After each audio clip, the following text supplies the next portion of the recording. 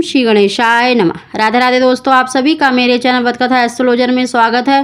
दोस्तों, आज की वीडियो में हम बताने जा रहे हैं कि मन वांछित संतान की प्राप्ति के लिए उत्तम और सदाचारी संतान की प्राप्ति के लिए पति पत्नी को दोनों को शास्त्रों की ये गुप्त बातें पता होनी चाहिए, जिससे कि उन्हें उत्तम और मन वांछित संतान की प्राप्ति हो सके। दोस्तों, हमारे पुराणों में, गरुड़ पुराण में सदाचारी और उत्तम संतान की प्राप्ति के लिए अनेक बातें बताई गई हैं, जिनमें से कुछ बातें ऐसी हैं जिससे अगर आप पालन करते हैं, आपको पता हो, तो आपको गुणवान संतान की प्राप्ति हो सकती है।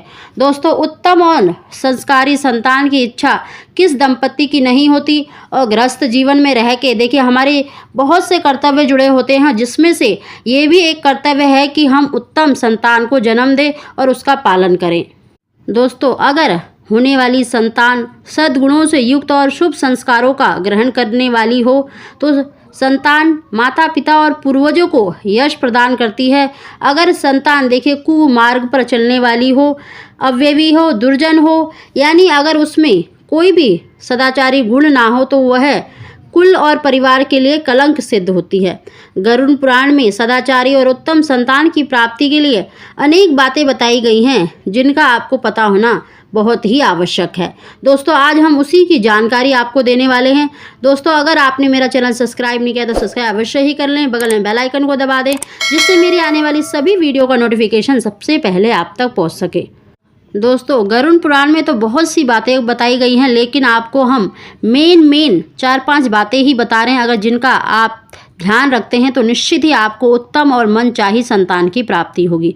दोस्तों, नंबर 1 ये है कि गरुड़ पुराण में कहा गया है, ऋतुकाल यानी जो औरत के मासिक धर्म होते हैं, यानी जो पीरियड्स होते हैं, पीरियड्स से लेकर यानी पहले दिन से लेकर 7 दिन तक का समय गर्भधारण के लिए अच्छा नहीं माना जाता।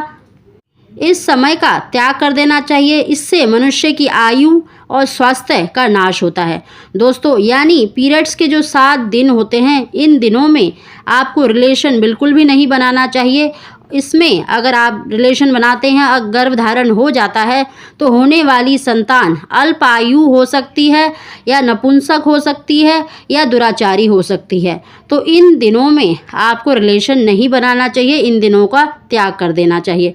दूसरी बात ये दोस्तों कि 8वीं रात्रि के पश्चात, यानी पीरियड के मासिक धर्म जो होते हैं, उसके 8वें दिन के बाद गर्भधारण के लिए सद्गुणों से युक्त संतान की प्राप्ति होती है। यानी अगर आप 8वें दिन से, पीरियड के 8वें दिन से रिलेशन बनाते हैं, तो आपको सद्गुणों से युक्त संतान की प्राप्ति होती है।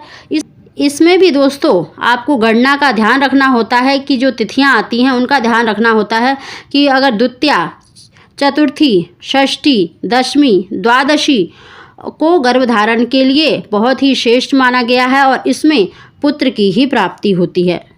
और तीसरी बात यह है दोस्तों कि अगर आप जो तिथियां होती हैं उनमें देखिए तृतीया, पंचमी, सप्तमी, नवमी को गर्भधारण करते हैं, तो आपको पुत्री की प्राप्ति होती है, यानी कन्या संतान की प्राप्ति होती है। दोस्तों, चौथी बात यह है कि देखिए जो मासिक धर्म के बाद जो 16 दिन होते हैं, उसमें से जो 14वां दिन होता है, यानी जो 14th डे होता है, वो सबसे अच्छा बताया गया है। 14वें दिन की रात्रि को ऋषियों ने गर्भधारण के लिए सबसे उत्तम माना है। इस दिन के गर्भधारण से गुणवान, चरित्रवान संतान की प्राप्ति होती है।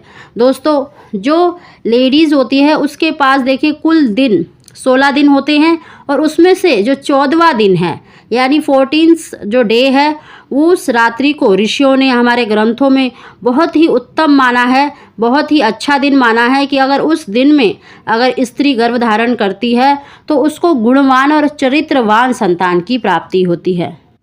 साथ ही देखिए स्त्री को एकादशी के दिन और अमावस्या, पूर्णमासी और साथ ही शनिवार का दिन पड़ जाता है, तो इन दिनों में गर्भधारण नहीं करना चाहिए। इन दिनों में गर्भधारण करने से अल्प आयु या नपुंसक संतान की प्राप्ति होती है। दोस्तों, अगर आपको इन 3-4 बातों का ध्यान रखें, तो आपको सदाचारी और उत्तम संतान की और मनचाही संतान की प्राप्ति होगी। अगर आप देखिए कन्या की इच्छा रखते हैं, तो विषम तिथियां बताई गई हैं।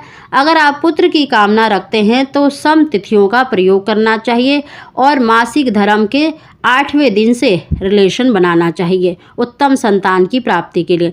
दोस्तों, उम्मीद करती हूँ कि आपको हमारी जानकारी पसंद आई होगी। पसंद आती है तो इसको लाइक अवश्य ही करें। आप सभी को ओम श्री गणेशाय नमः।